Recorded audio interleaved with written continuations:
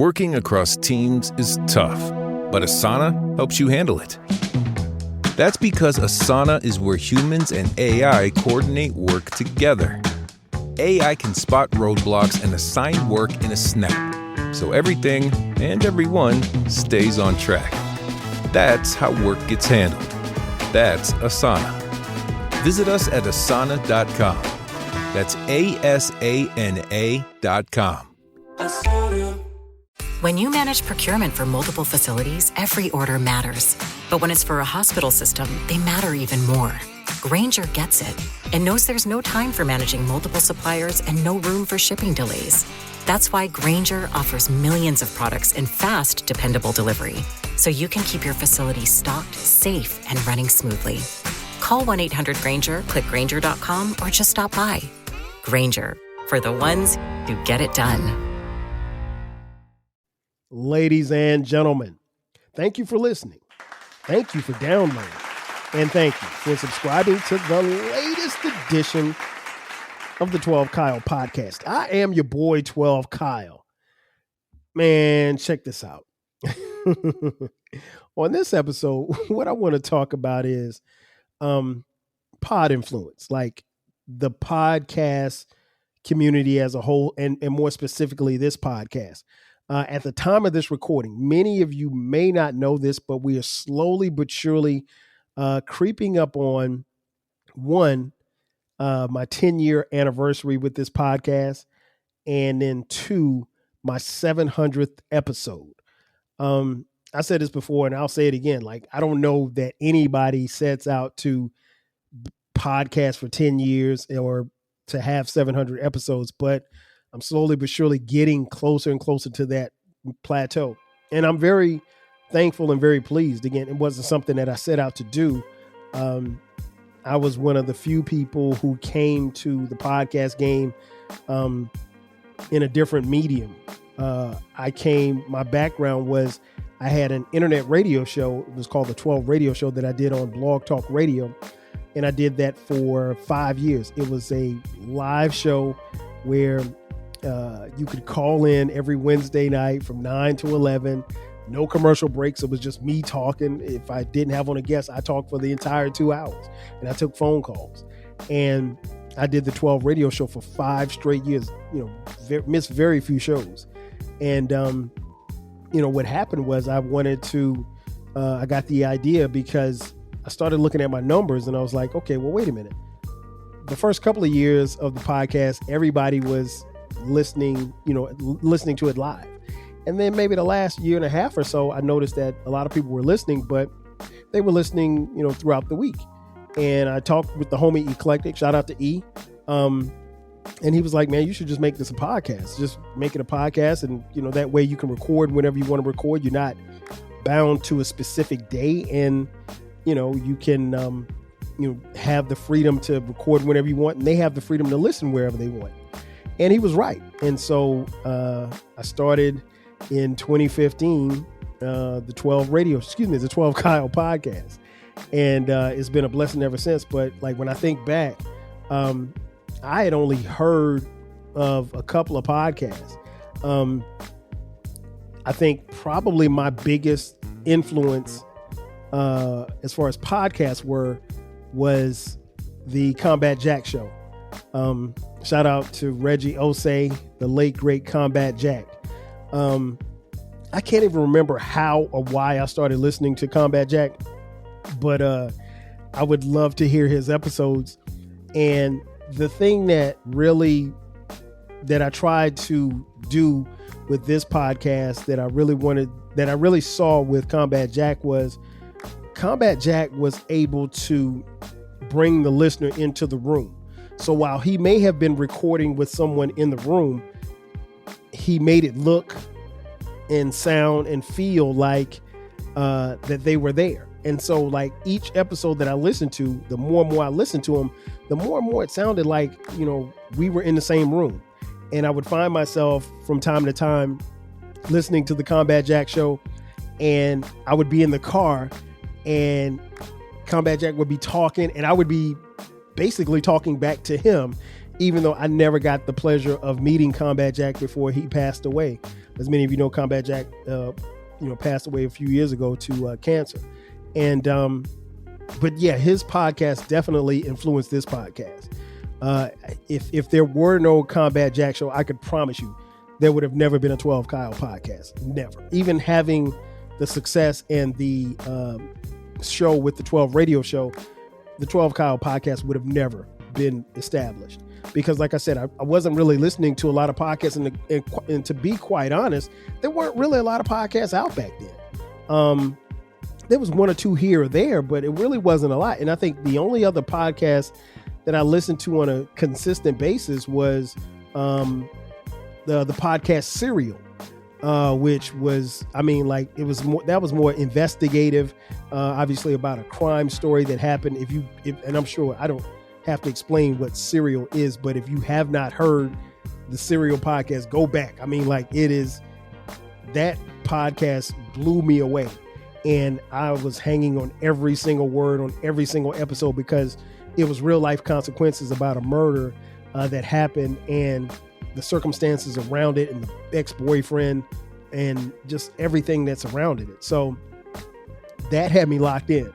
But other than that, like I said, it was Combat Jack. Of course, the homie Eclectic, he had his podcast back then.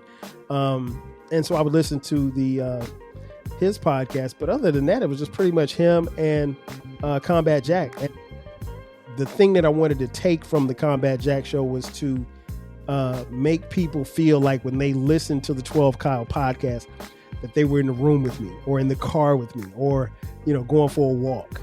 And I think I've done a fairly decent job of doing that based on the responses that I get, based on the feedback that I get, based on,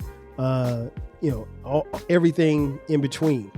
Who are the podcasters that influenced you? Definitely Combat Jack. And I would say Combat Jack's probably my biggest influence. And then it would probably be, I'd probably say Questlove from the Questlove Supreme, who just at the time of this recording just ended his, I think, 10-year run at his podcast, Questlove Supreme. The thing that I love about Questlove is his ability to ask questions. And he, particularly when he's talking to other guests about music, first of all, his wealth of knowledge, Questlove would have guests on that I'd never even heard of. And a couple of times I contemplated even listening to the episode, but he would always, if he was talking to, I don't know, the lead singer of the Black Crowes, I don't know that person. I don't even know if that's a group, but I would sit and listen to the podcast and he would weave in and out of conversations and you'd learn something about the artist, or you would learn something about, this particular actor or actress, whoever he was interviewing on his podcast. And I thought that was really cool, because the thing that's always interesting about being a podcaster is that you have to understand that not every episode that you do is going to bring in the masses as far as people listening. I understand that if I did a topic on dating and relationships or marriages or something like that, that's probably going to have more people listening, because one, it's something that a lot of us can relate to, particularly as we get older, and also understanding my demographic. My demographic is people between the ages of 35 and 60. And so, I can, and most of my podcasts, people of that age can relate. Now, I'm not saying that the younger generation don't listen, because I'll be honest, some of my son's friends, they listen to podcasts. Interestingly enough, my sons don't. I don't think my sons listen to the podcast. In fact, of my three sons, I think Cameron he's my middle son.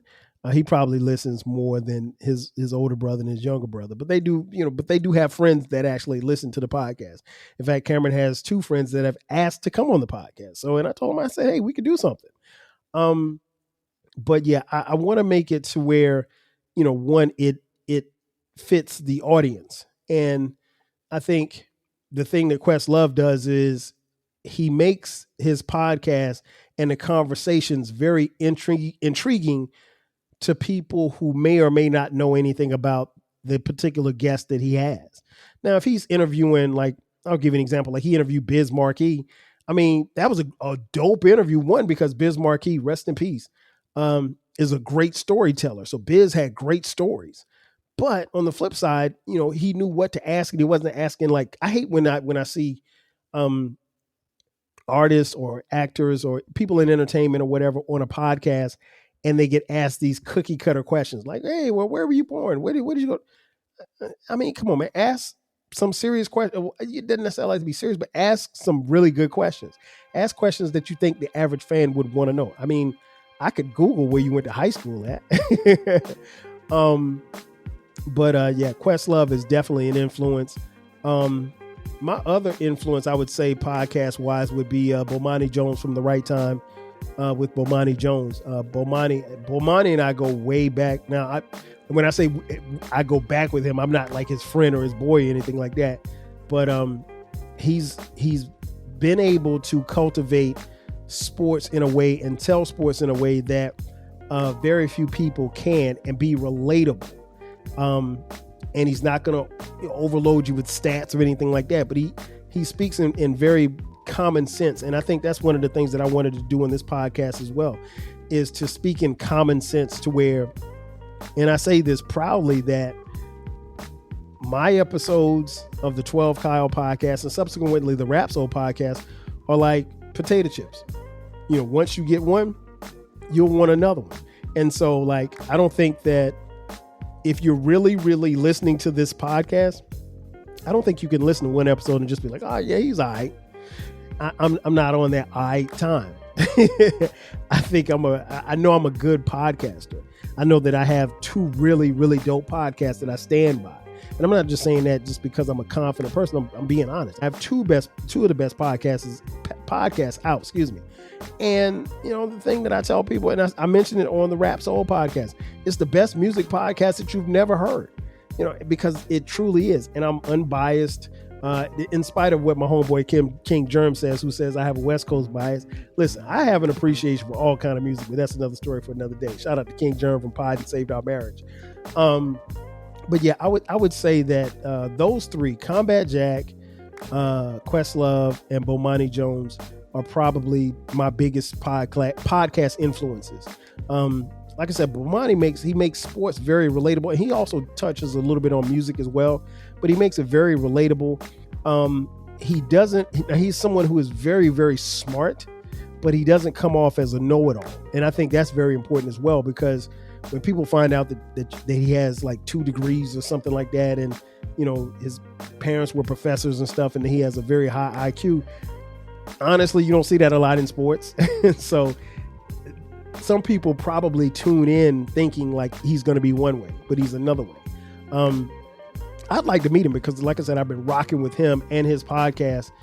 Oh man, way before podcasts were even a thing. I was rocking when he had the Morning Jones radio show back in the day. So yeah, I would say those 3 are probably my biggest podcast influence. Have I influenced any other podcasters?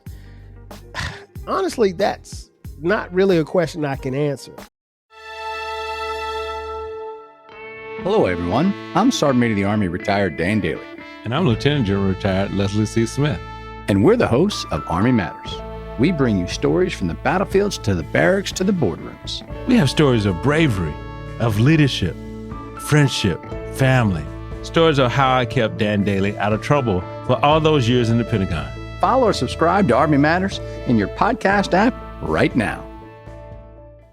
If you work in university maintenance, Grainger considers you an MVP because your playbook ensures your arena is always ready for tip-off. And Grainger is your trusted partner, offering the products you need all in one place, from HVAC and plumbing supplies to lighting and more. And all delivered with plenty of time left on the clock, so your team always gets the win. Call 1-800-GRAINGER, visit Grainger.com, or just stop by. Grainger, for the ones who get it done. If you work in university maintenance, Grainger considers you an MVP because your playbook ensures your arena is always ready for tip-off. And Grainger is your trusted partner, offering the products you need all in one place, from HVAC and plumbing supplies to lighting and more. And all delivered with plenty of time left on the clock, so your team always gets the win. Call 1-800-GRANGER, visit Grainger.com, or just stop by. Grainger, for the ones who get it done. I'd like to think that I have, but I don't necessarily know, because like it's not something that you think about. Like you really just want to put in the work, and that's all that I've done. When I look back on like the 12 radio show, there may have been some episodes that I did back then where I was shooting for a number or shooting for this many people to listen. So I would talk about a particular topic or whatever. I promised myself I wasn't going to do that with the 12 Kyle podcast and subsequently the Rap Soul podcast. Every episode that I do, it's the best work that I do. And I am simply giving you what I'm giving you, and I'm giving you my best. And as my homie Uncle Dolomite from the Too Much Game podcast always says, I'm giving you the game. And I really am giving you the game from my perspective. I like to, give people my opinion, because here's the thing. I really want this to be a medium to where if these mediums last forever and after I'm long gone, I want my great grandkids to be able to push a button and hear how their great grandfather sounded and what he thought about things. And that's one of the reasons why I don't talk about current topics, current events, because for me, if something happened, like I did talk about the Puff case or whatever, but I talked about it on the Rap Soul podcast, and it was more of an angle from how did Puff get here, not so much as giving you the updates or whatever like that, because I think once that stuff gets out of the news cycle headlines, it's not as entertaining to listen to. And quite honest, I don't really care. So I get a lot of celebrity gossip and stuff like that. And I mean, like, I can get that stuff anywhere. So, and I'm in group chats where people post stuff, and some of the stuff I look at, some of the stuff I just skim right past. But that stuff doesn't interest me. So it's really no need for me to talk about it. So I don't need to find out I don't want to talk about who Chris Brown is sleeping with. I don't care who got shot. I don't care about any of that stuff, because none of that stuff is appealing to me. I'm going to speak on every topic or whatever I want to talk about each and every time I sit down in front of this microphone. And that's what you've gotten. And that's what you'll continue to get for as long as I'm doing this podcast. So have I influenced? So I think I influenced the homie Danny Foxworth. I think I've influenced him, and if Danny's the only podcaster that I've influenced, I feel great about that. Danny's a homie, man, and I've loved to see his growth, and we've hung out, and it's really always dope. And Danny talks about this on his podcast a lot. Meeting people from the internet in real life, and the thing that I always wanted to do was I always wanted to make sure that whatever you think of the representation that you get when you press play in 12 Kyle, that Kyle is the same person once you meet him.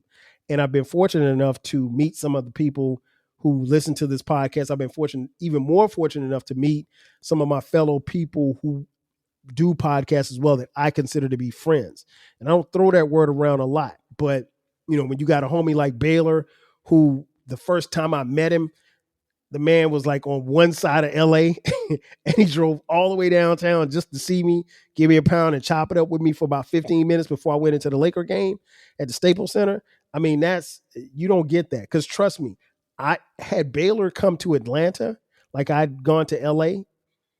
I would have done that for him, but there are people that I went to college with, and even some people I played football with at South Carolina State.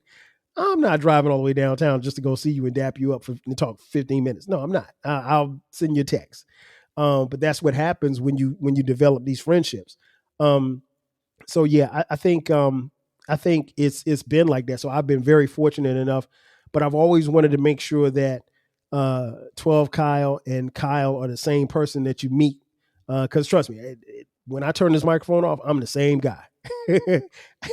I don't know how to be anybody else. I've been myself for 52 years at the time of this recording. And if God is willing, I'll be here another 52. And guess what? I'm still going to be doing the same things, still going to be kicking it, still going to be chilling, still going to be, taking a couple of dollars here and there and go buy the stuff that I like. That's what I do. Last question. Who is my competition? I talked about this on an episode before. I really don't see my friends who are also podcasters. I don't see them as competition. We're not in competition with each other. We're not in competition for topics. We're not in competition for women. We're not in competition for money.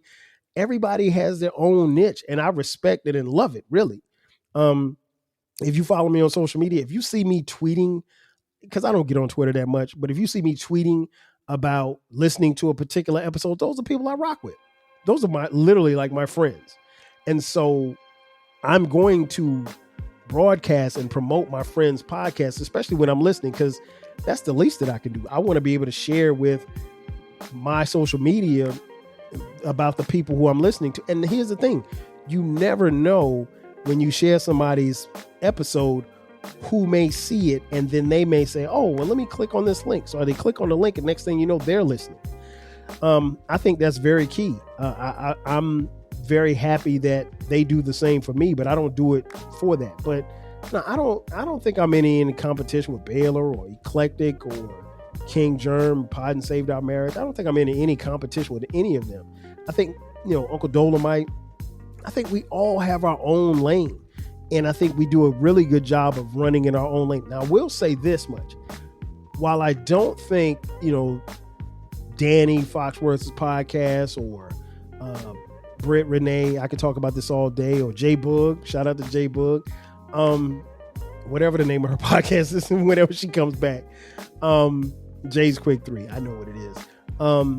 But like all of my friends, I don't see them as competition. What I will say is this much though, I am inspired by them. There's not one person that I've named, and I hate to start naming people because you always forget somebody, but if I've tweeted your episodes out at any given time, there's been some level of, one, there's a great level of respect, and then two, there's been some level of inspiration.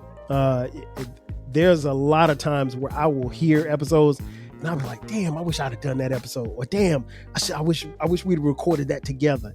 And I mean, here lately, probably within the last year, you've heard me do like some remixes of some of the episodes. I remixed a couple of Baylor's episodes. I think I remixed a couple of Brit episodes. I know I did one from Eclectic. And I give them their credit because like sometimes, great podcasters come up with great ideas and dope stuff. And you'd be a fool not to share it. It's no different than, a dope rapper hearing his or her peer spit a dope verse or deliver a dope song. And you're like, damn, I got to go into the lab and do something just as dope. And, that's kind of like where I am. So when I hear great episodes, I hear great things and gems from my friends, it just makes me want to go harder. Even harder. Shout out to D Murph, man. Murph, I know he'll have his podcast back at some point. But I remember me and Murph was kicking in Houston. Murph said, man, what do you want to do with your podcast? And I told him straight up, man, all I want to do is make dope shit. I just want to make a dope episode each and every time that I do it. And that's what it's been for me. And so for me, there's not one episode that I can go back and say, oh, I don't want to listen to that. I can pick any of the 600 plus something episodes that I have. And from time to time, I'll go back and listen. I mean, I listen to all of the episodes, but I'll go back and listen to one. I'm like, okay, I see where I was going with this one. And, it's always interesting because like, I can tell without looking at the date, I can kind of tell like where I was. Like I've told y'all on this podcast, like my voice has changed a little bit because after turning 50, I started having sinus issues. So now I sound a little bit more nasalier than I did before. And most people don't notice it. I notice it, but I've gotten used to it. I ain't gonna lie. It bothered me the first couple of times I had to do episodes and I didn't sound like what I normally sound. And it's something that, you just got to deal with. So I'm glad that my nose ain't running and I'm not stopped up. But you pivot and you move. And honestly, I don't know how long I'll podcast. I'll do it as long as I can, for as long as I feel like I got something to say. And the day that I stop feeling like that I have something to say, that'll be my last day. And it won't be a big hurrah. I'll just stop, and because I don't believe in all of that. I mean, that's cool for other people, but it won't be a retirement tour. It's just, just stop. And then after that, your body of work just speaks for itself. And I really feel like my body of work has spoken for itself. I'm thankful for those who have influenced me. I'm thankful for those who I've been able to call friends and hang out with and talk to on a day-to-day basis. Because I'll be honest, they're podcasters, and I'm not going to name any names because I'll start forgetting people. But there are podcasters that I talk to either via text or phone every other day or group chat, and I talk to these people a lot more than some of the people that I went to college with, or the people definitely more than some of the people I went to high school with. And so they really become, friends. And in a lot of ways, they become like family. You get to know their kids and they get to know your kids and things of that nature, or your significant other, spouses, whole nine. So there's a couple of podcasters that I haven't met yet that I'm looking forward to meeting, kicking it with and hanging out. I tell people all the time, hey, if you're in Atlanta, hit me up. If you hit me up, I'm popping out. No matter what, no matter where you, especially if we fly like that. Now, if we ain't fly like that, then no, I ain't popping out. But but if we're cool like that, we're fly like that, I'm definitely trying to come see you and break bread with you, or hang out or whatever like that, or just chop it up with you for 15 minutes like Baylor did for me the first time I came out there. And like what's interesting is like those relationships have cultivated so much to where like the next trip that I make to LA, I'm like, okay, I got to see Baylor, I got to see Dolomite. And you make those friendships a part of what it is as far as the people that you have to see, which I did when the last time I went to LA this past December. So, long story short, I don't feel like I have any competition. I feel like my friends are my friends and my podcast friends. I feel like they make great music and they make great podcast episodes, and I'm a fan.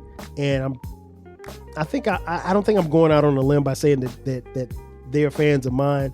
But like I told Murph that day, man, I still stand by that to this day.